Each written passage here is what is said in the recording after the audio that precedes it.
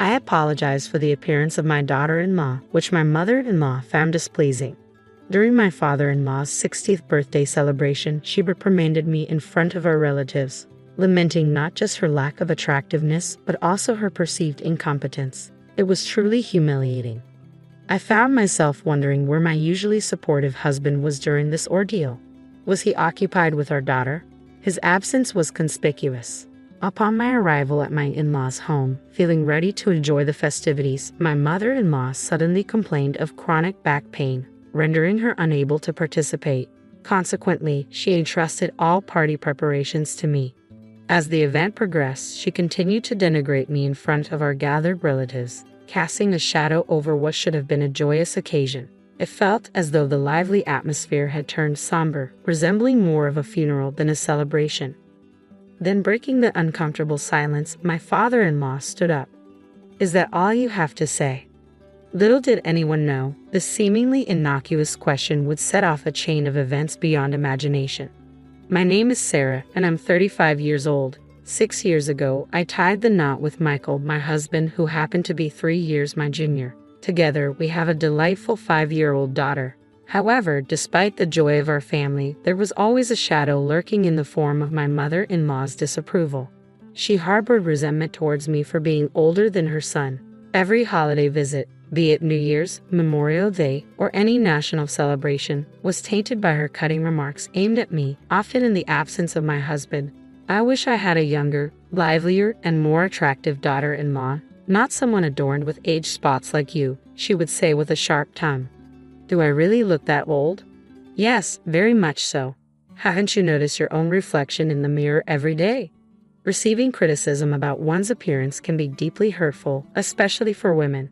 Despite this, I tried to brush it off, considering our limited interactions occurring only a few times a year. However, instead of diffusing the situation, my nonchalant response seemed to further provoke her. "You're remarkably thick-skinned for a woman of your age. It's irritating how you remain unaffected by my words. You lack even a trace of humility," she continued, her words growing harsher with each exchange. "Yeah," was all I could muster in response. How should I confront my mother-in-law, whose words always leave me speechless? In front of my husband, she wears a facade of kindness, concealing her true nature. It's as if he's oblivious to her mistreatment of me. Yet, if I were to express my frustrations, I fear I'd bear the blame.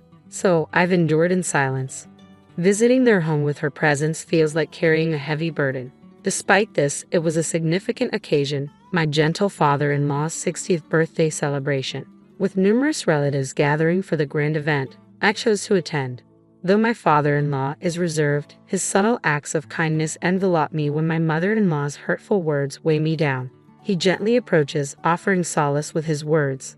"Sarah, if you're struggling, please don't hesitate to confide in me. I'd like to offer my support if that's all right with you."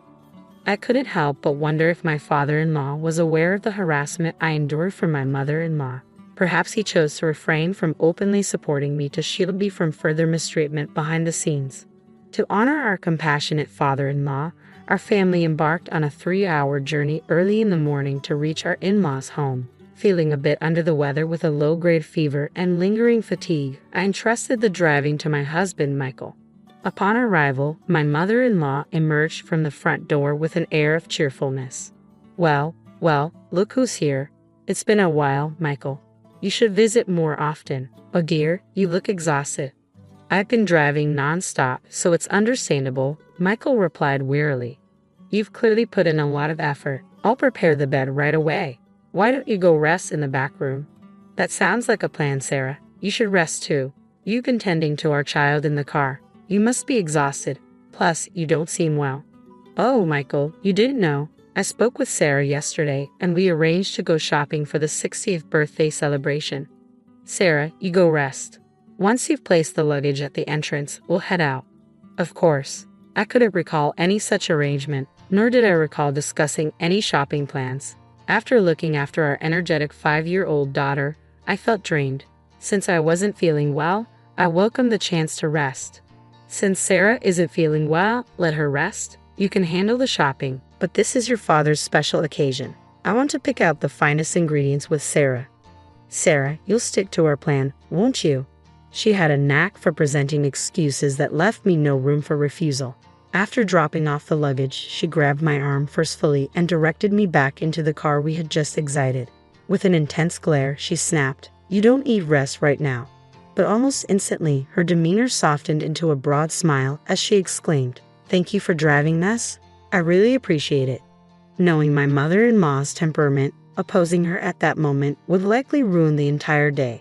With reluctance, I found myself settling into the driver's seat. "I'm feeling all right, Michael. You take a break. I'll accompany mother-in-law for shopping." Attempting to hand her daughter over to Michael, my mother-in-law swiftly intervened, taking the child from my arms and settling her into the child's seat before shutting the door firmly. Taking care of the child is a mother's responsibility. "Well then, Michael, we're off." As she settled into the passenger seat, her previously sweet demeanor vanished, replaced by a harsh tone as she began to chastise me. "So, you can't even manage to care for your own child? Quit relying on Michael for everything. You're nothing but an incompetent daughter-in-law, aging before your time." What was truly unsettling was her ability to maintain a sugary facade while my husband, Michael, remained within earshot, completely oblivious. "Wave goodbye to this microwave," she quipped as we embarked on the drive in my husband's unfamiliar car towards the bustling supermarket. Predictably, my mother-in-law wasted no time before launching into a lecture. "You'll regret lounging around while my son drives, mother-in-law," I retorted weakly. "Please refrain from such ominous remarks. I've been battling fever and fatigue since this morning. Your poor health stems from your lack of discipline, and your crow's feet, more pronounced. Those cheek spots, darker. It's painful to witness. Your skin has lost its former vitality," she criticized relentlessly. Drained of all energy to counter her harsh words, I merely nodded as we reached the supermarket. This is utterly exhausting. How do daughters-in-law worldwide endure such treatment from their mothers-in-law? My spirited mother-in-law sprang out of the car without a word of gratitude, immediately thrusting 2 shopping carts into my hands. "Move faster, you're so slow." Attempting to steer clear of the bustling crowds, I lagged behind, but she surged ahead, filling the carts with extravagant items like USDA prime beef, crab, salmon roe, and melons. She then proceeded to toss in unnecessary items. "Mother-in-law, do we really need all of this right now? I've already decided. We're stocking up so we won't have to make frequent trips. You should have known that without my having to tell you." Feeling utterly helpless, I allowed her to dictate the shopping list. By the time we finished, the carts were overflowing. "Let's head to checkout. Move quickly now. No dawdling." Despite her haste, when it was time to settle the bill at the checkout counter, my mother-in-law made no move to retrieve her wallet. "Mother-in-law, the payment," I ventured. She kept her hands folded behind her back, unmoving. When I pressed her again for the money, she shot me an angry glare. "You should foot the bill for everything." "Excuse me," I stammered. "As a wife, it's your responsibility to cater to your husband's family. Don't be miserly, just pay up." Reluctantly, I ended up covering the entire bill at the register, totaling $300. With no cash on hand, I had to charge it to my credit card. As a part-time worker trying to support my child, this financial blow hit hard. What made matters worse was that I had brought $300 as a birthday gift for my father-in-law's 60th birthday, but now I couldn't use it. This expense meant tightening our belts even further in the future, adding to the already heavy burden. I wonder how I'll break this news to Michael. If I were to speak up about this treatment, my mother-in-law might cause a scene. During the car ride home, she continued her onslaught of insults, showcasing an impressive array of verbal attacks. On our arrival home, my husband remained fast asleep, likely exhausted. Sensing an opportunity, my mother-in-law's smile widened as she began to assert her authority over me. "After you've put away the groceries, go eat in the garden immediately. Could I please have a moment to rest? You have no right to defy your mother-in-law. This is the consequence of letting Michael drive alone. You brought this upon yourself," I muttered. "If you have time to argue, then you have time to work.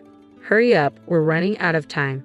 After you've eaten, clean the bathroom and the toilet." Despite the injustice of the situation, I had no option but to endure it.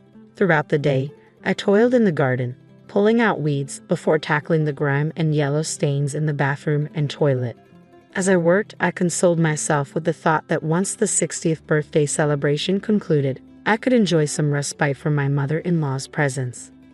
Just as I finished cleaning, my husband stirred from his slumber, surprised to find me still at work. "Sarah, are you all right? If you're not feeling well, don't push yourself too hard. Take a break," he urged. "Thank you, I'll take you up on that," I replied wearily. "Ouch, that hurts."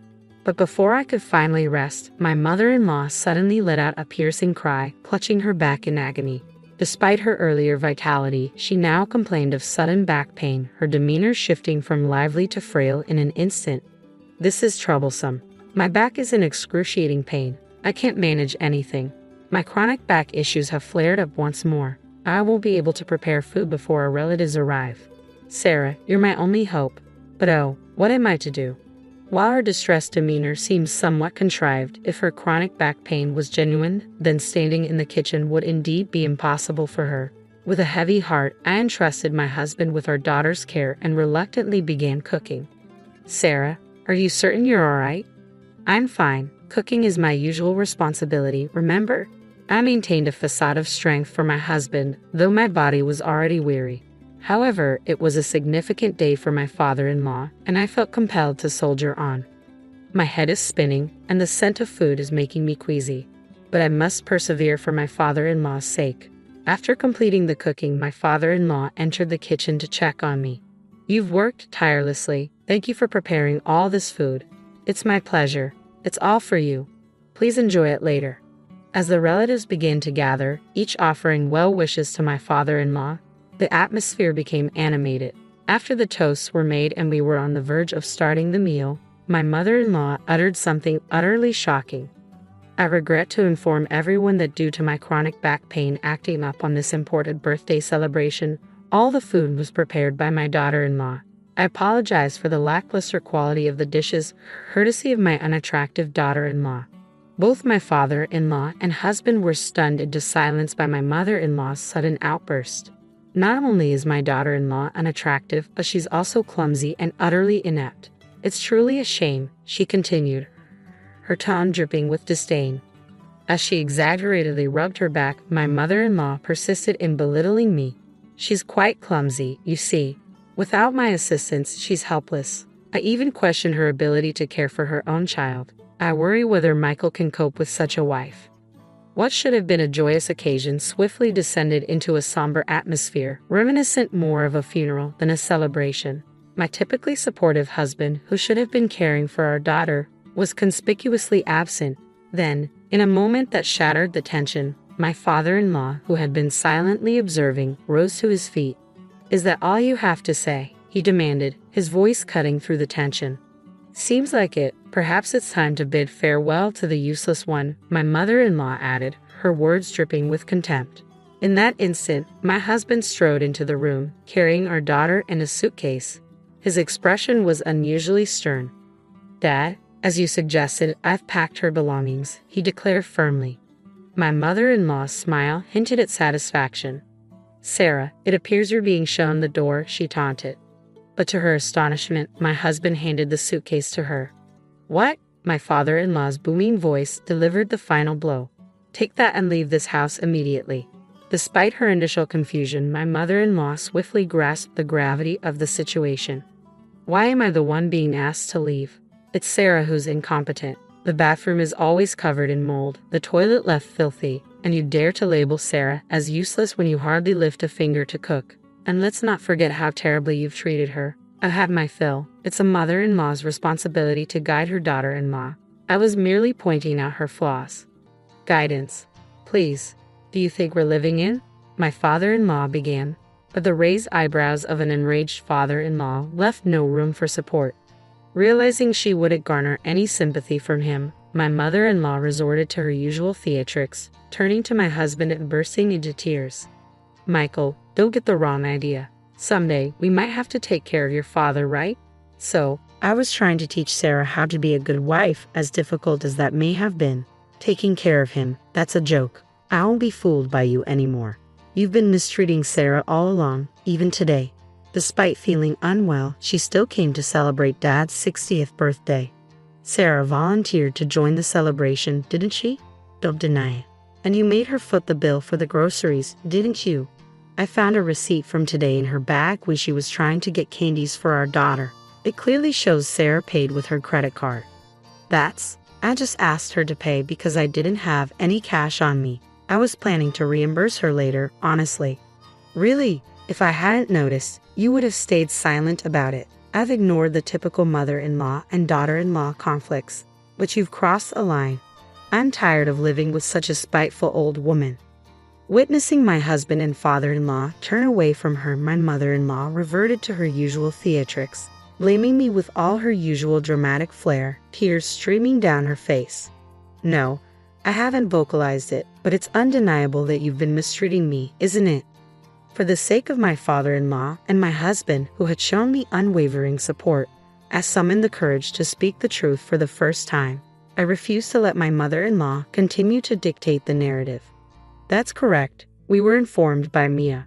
We're aware of the derogatory remarks you made about Sarah at the supermarket and in the car afterward. You forced Sarah to handle all the weeding and cleaning in the house. Yeah, Grandma was mean to Mommy. She made her clean lots of things. You can't just dismiss a child's words. Maya doesn't lie. Let's review the dash cam footage.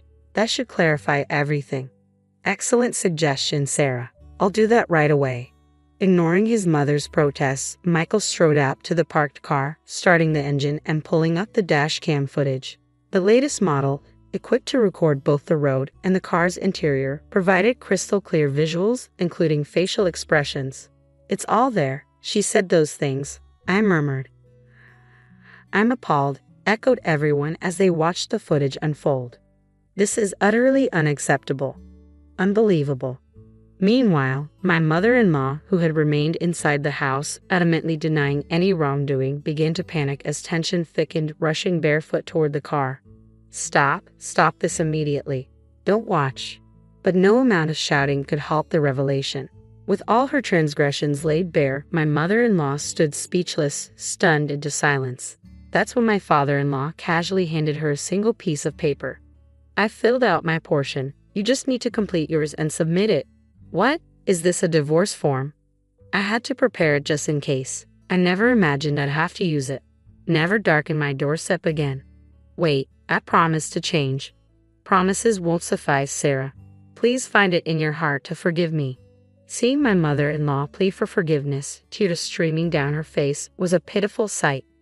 But I suspected it might be yet another performance. With resolve, I gently pushed her away.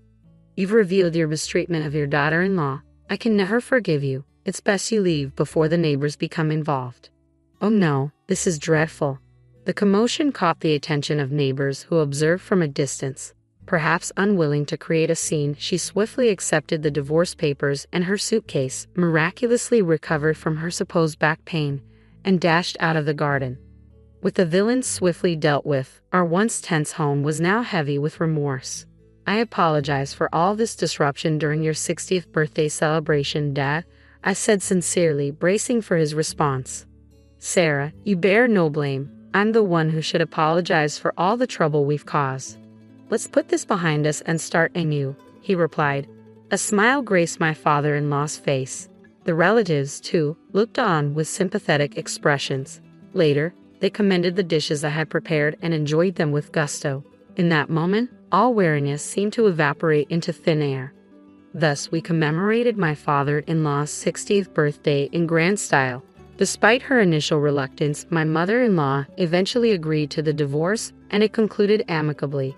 It also came to light that she had been embezzling funds from my father-in-law's account, resulting in an order for her to repay $10,000 that she had spent recklessly. Struggling to secure employment due to her lack of experience, she now works as a nighttime janitor in an office building. With little money remaining, she resides in a dilapidated apartment that has seen better days. Meanwhile, I discovered that I was pregnant with my second child. The discomfort I had experienced earlier was attributed to my pregnancy. 5 months have elapsed since then, and my husband Michael has been incredibly supportive. Our ultrasound revealed that we are expecting a baby boy. Both Michael and my father-in-law eagerly anticipate his arrival, already preparing for his welcome. My father-in-law even sent over a selection of blue baby clothes. Our darling daughter is thrilled at the prospect of having a younger brother and diligently practices caring for a baby with her dolls each day. Witnessing her enthusiasm fills me with boundless joy. For years, Julia had devoted herself to caring for her disabled husband, all while carrying their unborn child. But suspicions gnawed at her, leading her to place a discreet camera in their home. What she uncovered shattered her world. Meanwhile, in the office, oblivious to the passing time, Julia was engrossed in her work. Sketches littered her desk as she diligently crafted designs, her mind consumed by the project. It was only when her boss, Mark, appeared with concern etched on his face that she snapped back to reality. "Julia, dear, it's time to take a break," Mark gently admonished. "You've been here far too long. Simon needs to be picked up from school." With a jolt, Julia realized the lateness of the hour. "Nearly 7 already? I must hurry," she exclaimed, hastily gathering her belongings. "And we must discuss the new children's book cover design later. Traditional meets contemporary, remember?" As Julia rushed to the bus stop, Mark marveled at her dedication and multitasking prowess. He admired her not just as a colleague but as a person, captivated by her resilience amidst life's challenges. Yet, as he gazed into her somber eyes, Julia's focus remained steadfastly on her family, leaving Mark to ponder in solitude. Rushing into the Karate Academy, Julia found Simon anxiously waiting in the changing room. He sighed with relief upon seeing her, expressing his worry. "Mom, I thought you forgot about me. Everyone else's parents have already picked them up." Embracing him tightly, Julia apologized. "I'm so sorry, sweetheart. Work held me up. Let's head home now. How was school? Did you get a lot of homework?" As they made their way home, Simon shared proudly that he had finished his homework while waiting. Julia praised his responsibility. "You're truly remarkable, my dear. Always so dependable and excelling in school. I'm incredibly lucky to have you." Yet, both of them felt the absence of Julia's late husband, Simon's father, whose passing left a void in their lives. Upon their return, they found Octavio, Julia's current husband, reclined on the couch, visibly irritated, flipping through TV channels. He grumbled, "Took you long enough. I've been starving since lunch. Nobody cares about me. I'm just a burden." Worried, Julia inquired about Octavio's well-being. "Why are you speaking like this? Is your leg bothering you? I'll whip up dinner quickly and prepare a compress for you, I promise." Octavio's demeanor softened as he waited for his meal, while Simon, frustrated by Octavio's lack of consideration for his mother, headed to the kitchen to assist Julia, peeling potatoes and slicing tomatoes. Julia praised her son, grateful for his help. Since Octavio's illness, Julia's life had become an ongoing struggle. Balancing the care of her son, the demands of her job, and the needs of her sick husband left her with no time for herself, perpetually drained and exhausted. In the workplace, Julia commanded deep respect and admiration from her colleagues. Her dedication was unwavering, infused with compassion and boundless enthusiasm. But the roots of her story stretch back much further. Julia, the youngest in her family, faced profound loss early in life.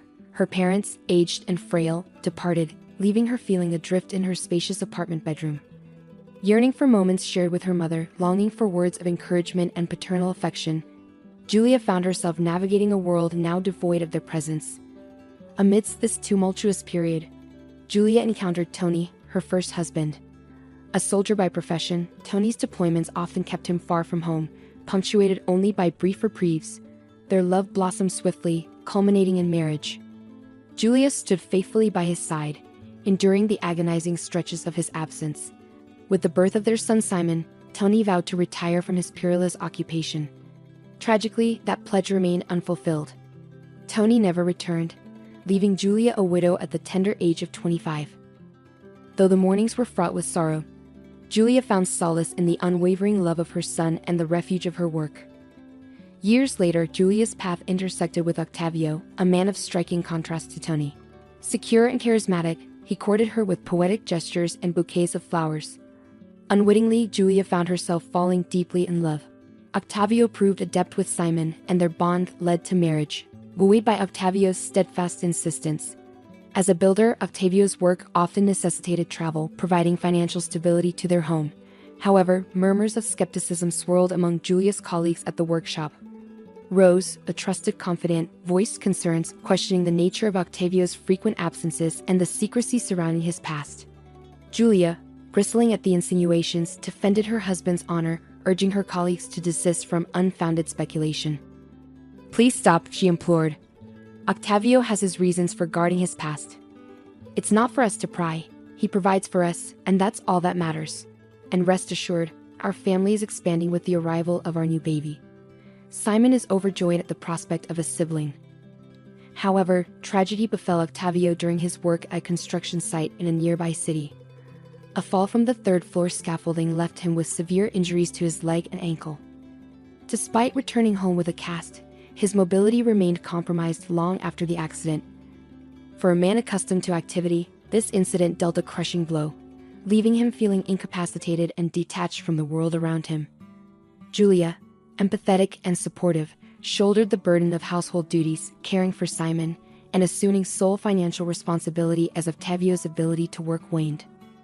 With Octavio confined to their home, unable to contribute economically, Julia found herself stretched thin, especially with the impending arrival of their new baby. Yet, resolute in her determination to remain strong for her children, she soldiered on. What troubled her most, however, was Octavio's demeanor. He appeared disengaged, showing little interest in Simon's academic progress or household matters. Julia couldn't help but feel frustrated that despite his injury, Octavio seemed unwilling to offer even a modicum of support. "Octavio, why do you remain so despondent?" Julia implored, attempting to buoy his spirits. "Perhaps a short walk on the balcony for some fresh air might lift your mood. I'll assist you. It could aid in your recovery. Don't succumb to despair like this. Can't you see how much I'm struggling? I'm in constant pain, and the painkillers hardly alleviate it. I feel utterly helpless." Octavio's response came laced with accusation. "You're selfish, Julia. You only consider your own needs. Pregnancy isn't an ailment. Why do you complain? I spend my days alone, waiting for your return, only to be met with blame when you're here." Julia's heart sank at the bitterness in his words, grappling with the weight of her responsibilities and the strain on their relationship. A few days later, Octavio stumbled upon an online healer named Camila, boasting quick and effective cures for muscular and bone ailments. Despite Julia's attempts to dissuade him, Octavio remained convinced of the treatment's efficacy. Regular visits from Camila ensued, with Octavio claiming a reduction in his pain. On an ordinary day, Julia returned home earlier than usual due to Simon's illness, finding unfamiliar female footwear in the hallway. Realization dawned swiftly. Camila was in their house. The closed kitchen door piqued Julia's curiosity, prompting her to eavesdrop on Octavio and the supposed healer's conversation. What she heard left her reeling. Octavio's discontent spilled forth as he lamented, "Camila, I can't go on like this. Pretending to be infirm is exhausting. My back aches from lying around all day, and I've even put on weight. When will we rid ourselves of Julia and her son? She's already growing tired of me, but I can't wait to claim this magnificent house as my own." Attempting to assuage Octavio's impatience, Camila cautioned, "Rushing this will only invite suspicion, especially now that Julia's pregnant. We must proceed carefully. You'll need to care for the unborn child to avoid arousing suspicion as a widower. Patience is key. We've narrowly escaped detection before. Obtaining reliable poison is imperative. Administer it gradually in their tea, ensuring their demise appears as severe poisoning. No traces must remain. In a month, they'll be gone, and you'll be free." A shiver raced down Julia's spine as she absorbed the sinister plot unfolding before her. Her colleagues' suspicions about Octavio had proven tragically accurate. Her immediate impulse to confront them battled with the need for concrete evidence. She couldn't risk their escape. "He never loved me. Our marriage was a facade," Julia realized bitterly. "His reaction to my pregnancy wasn't joy, it was dread. I've endangered Simon by leaving him in Octavio's care." Desperation and determination warred within her as she silently retreated, bracing herself for the confrontation ahead. Gathering her resolve, Julia burst into the room with calculated force, masking her turmoil with practiced composure. "Hello, I'm back," she announced, steeling herself for the tumultuous ordeal ahead. As Julia stepped into the house, the kitchen door creaked open, revealing the healer. "Good afternoon, Julia. Our session just concluded. Your husband is showing signs of improvement.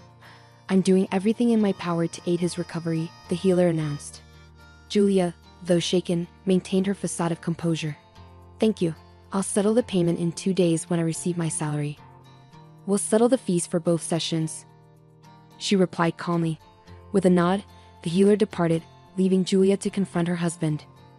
Engaging in strained conversation with Octavio, Julia tended to his needs before checking on Simon, citing exhaustion and a throbbing headache. She was appalled by Octavio's deceit and the depths of his betrayal.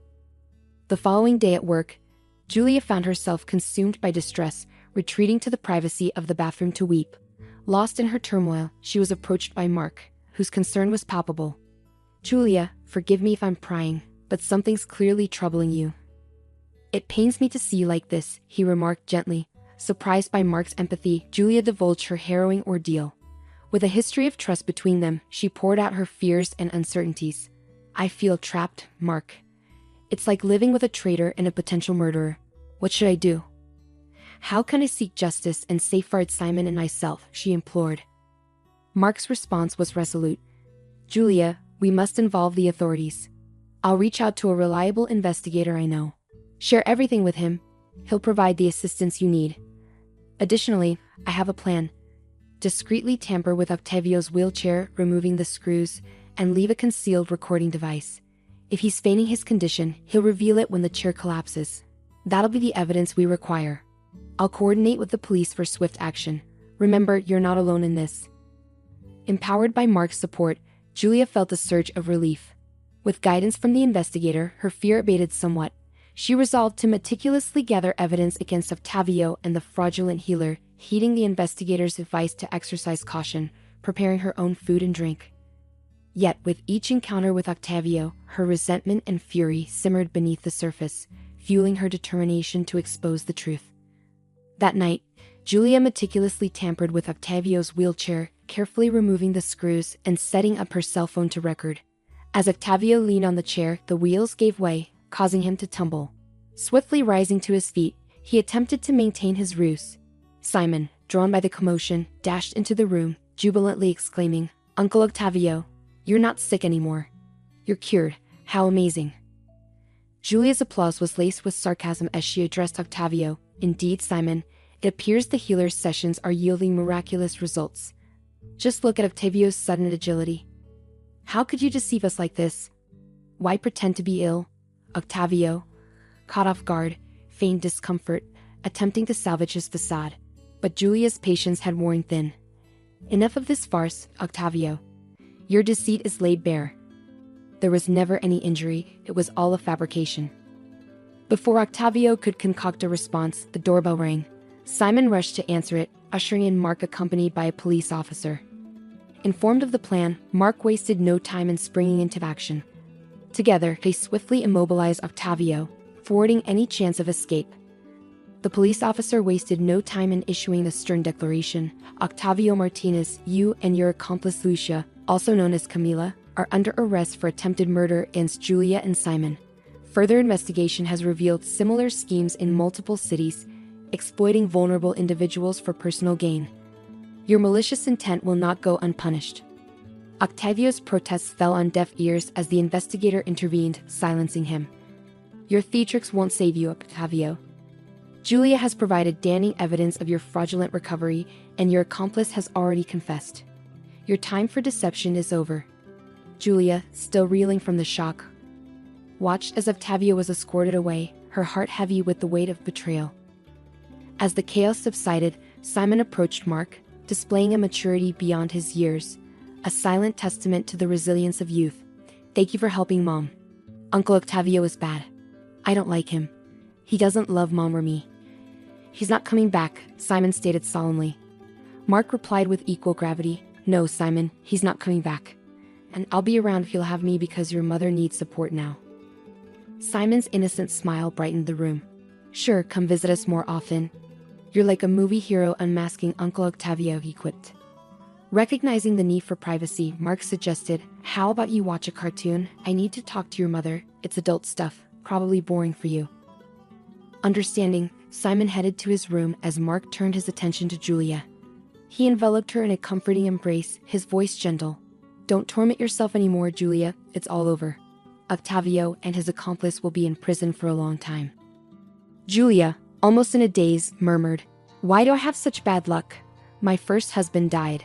The second was a criminal, and now I'm pregnant with his child." Why can't I find a decent man? Is it me? Mark's response was steady and reassuring. Don't you see who's been by your side all these years? You're searching for happiness in distant places without realizing what you already have. I've always loved you unconditionally, Julia. I would never betray you. Look around. I don't want to pressure you, but know that I'm here.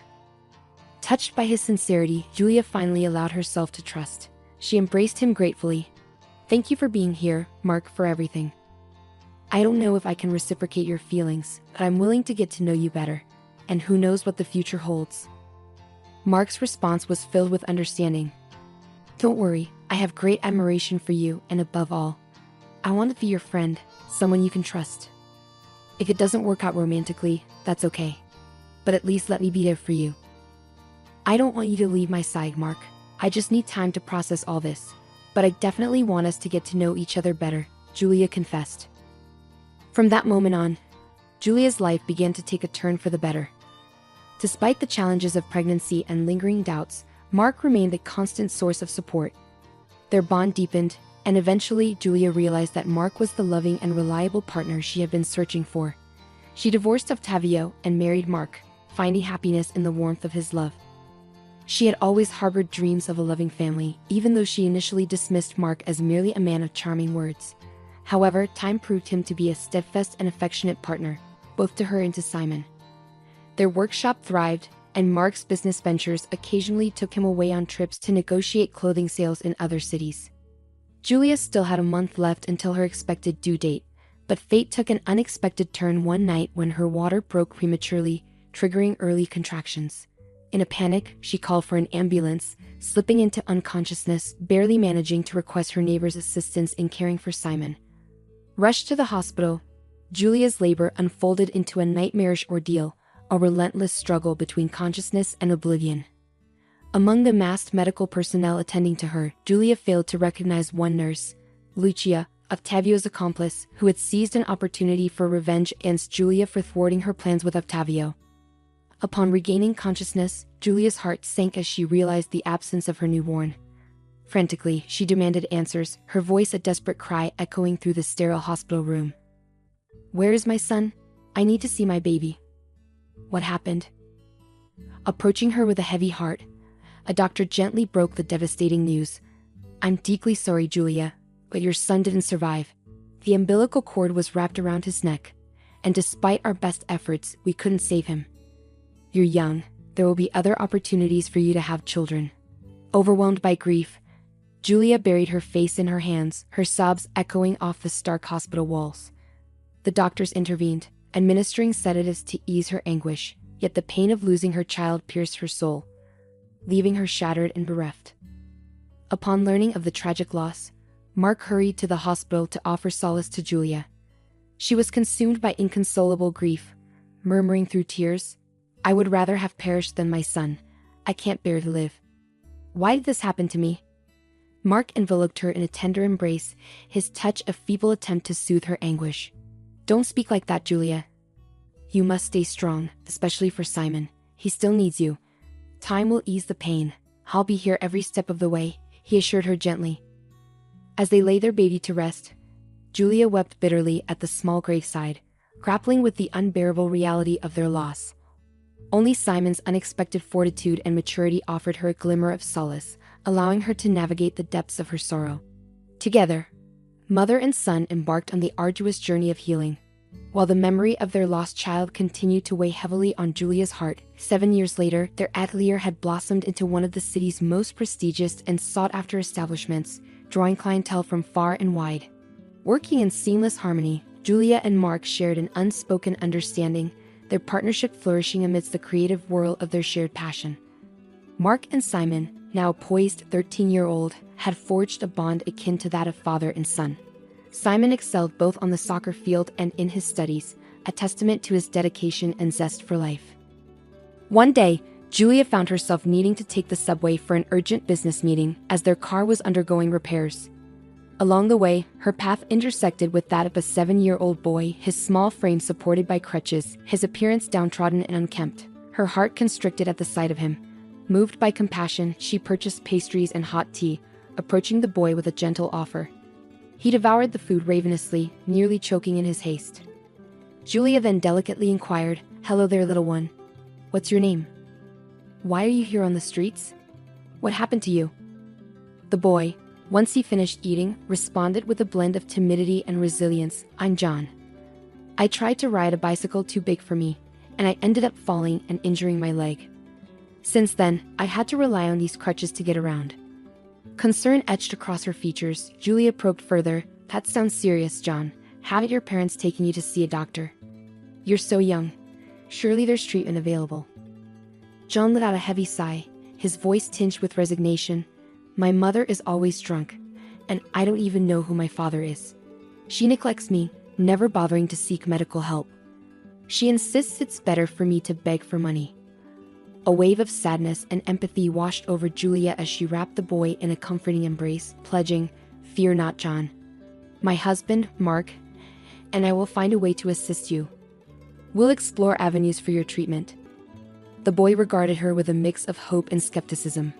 "I doubt it will make a difference. My mother prefers me to beg. She doesn't want me to get better," he lamented. Driven by an overwhelming urge to intervene, Julia vowed to John that she would spare no effort in improving his circumstances. Galvanized by her determination and the boy's longing for a brighter future, she offered reassurance. "Let's explore our options, John. Hold on to hope. We'll advocate for you. No child should endure suffering due to their parents' neglect." She swiftly dialed Mark, her voice choked with emotion, and relayed the distressing situation. Mark wasted no time, arriving promptly to lend his ear to John's tale and extend his assistance.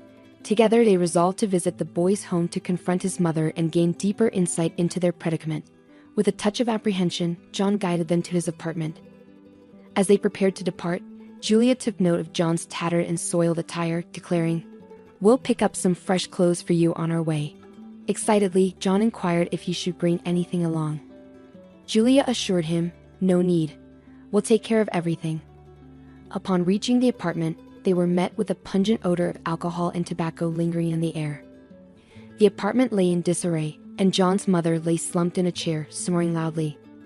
With a heavy heart, John explained his mother's situation. "She hasn't stirred since last night. She was drinking with some men in the kitchen. It'll be a while before she wakes. When she does, she'll demand money from me, then use it to buy more alcohol and cigarettes. If I don't bring enough, she'll hurl insults at me. Why is she like this? Why does she drink?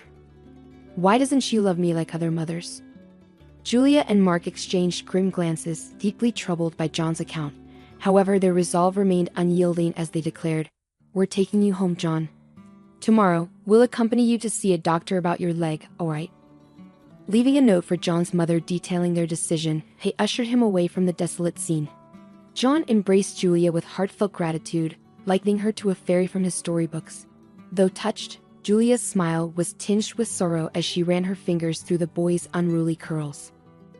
En route, they purchased new attire and backpacks stocked with essentials for John, who expressed profound appreciation and eagerness for a fresh start with them. Arriving home, Julia's thoughts were consumed by caring for the child. After bathing John and examining his leg, they realized the severity of the situation. His limb was visibly misshapen, indicating a grave underlying condition. After a nourishing meal and clad in fresh attire, John drifted into a peaceful slumber, a serene smile gracing his lips. Meanwhile, in the kitchen, Julia, Mark, and Simon convened to address their newfound responsibility. Julia was resolute in her determination to care for John, yet Mark voiced apprehensions regarding the potential complexities of formal adoption, cautioning of the legal hurdles they might face. Excited at the prospect of welcoming John into their fold, Simon pledged to be a supportive older brother. Mark interjected, "While I'm in favor of John staying with us, we must acknowledge the legal implications. Adoption is a lengthy and intricate process. Are you prepared for this?" Undeterred, Julia responded with unwavering resolve. "Ever since I laid eyes on John in the subway, something stirred within me. He's no longer a stranger, he's become family. I'm committed to giving him a happy and normal childhood. He deserves nothing less. Without our help, what fate awaits him? A life marred by delinquency and despair, perhaps even incarceration. Together, we can nurture him into a good person, help him find purpose, and who knows, maybe even walk again. I'm prepared to fight for him, no matter the obstacles." Thank you for standing by me. The following day, Julia escorted John to a pediatric orthopedist. After a thorough examination, including x-rays and CT scans, the doctor delivered their assessment. The condition of his leg is grave. We'll need to proceed with intricate surgery on the knee and ankle, followed by an extensive rehabilitation period. He'll require specialized footwear. With luck, within approximately 6 months, his leg should regain functionality. Are you in agreement with the proposed procedure? With unwavering resolve, John eagerly exclaimed, I'm ready to undergo it all if it means I can walk, run, and ride a bike again, Aunt Julia. I wholeheartedly accept the surgery. I promise to muster strength and refrain from complaining, no matter the hardships. When I fell off the bike it hurt, but I endured. I want my legs to be healthy again, John expressed, his voice filled with determination. Julia embraced the child, offering reassurance. We'll take care of everything, John. My husband and I will cover the surgery costs. But now, we need to convince your mother to authorize it. Confronting John's mother, Jennifer, proved challenging. They found her inebriated and had to rouse her with cold water. Explaining their intentions amidst her intoxicated state was no easy feat. They discussed the medical consultation and diagnosis, but Jennifer, irate and intoxicated, protested vehemently. Who are you to decide for my son? I'm his mother, and I won't allow you to lay a finger on him. He's my bread and butter. Give him back to me this instant. Attempting to reason with her, Julia pleaded softly, Can't you see? You're consigning John to a life of hardship. Doesn't your son, who struggles to walk, deserve compassion? Have you considered his future? Please let the surgeon intervene. He deserves a chance at a healthy life. Can't you feel anything as a mother? We'll handle all the expenses. We just need your consent. Unmoved, Jennifer retorted, Don't meddle in my affairs. You didn't give birth to him. I said no. If you don't return my son, I'll call the police and accuse you of kidnapping. Fed up, Mark slammed his hand on the table, his frustration evident. Go ahead, call the police. We'll show them the conditions you're subjecting your son to. John will be placed in a shelter and you'll forfeit your parental rights. Sign the consent now. Consider this a wake-up call. Your priority seems to be alcohol. With a pointed gesture, he presented bottles of alcohol alongside some food, silently challenging the negligent mother to reconsider her stance. Jennifer quickly assessed the situation, signing the papers without hesitation, but not without lamenting. Why are you doing this to me? I love my son. We're just going through hard times. I can't find a job. So I drink sometimes to numb the problems. Mark, silently reflecting, thought to himself, children shouldn't have to endure the consequences of their parents' vices. It's unfair. Outside, Julia and Mark breathed a sigh of relief, grateful to have extricated themselves from that tense situation. Almost simultaneously, they voiced their concern. We can't allow John to return to such a toxic environment. It's no place for a child.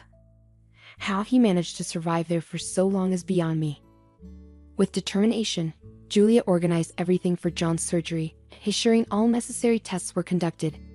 When the doctor requested blood donations from the family, an unexpected discovery surfaced.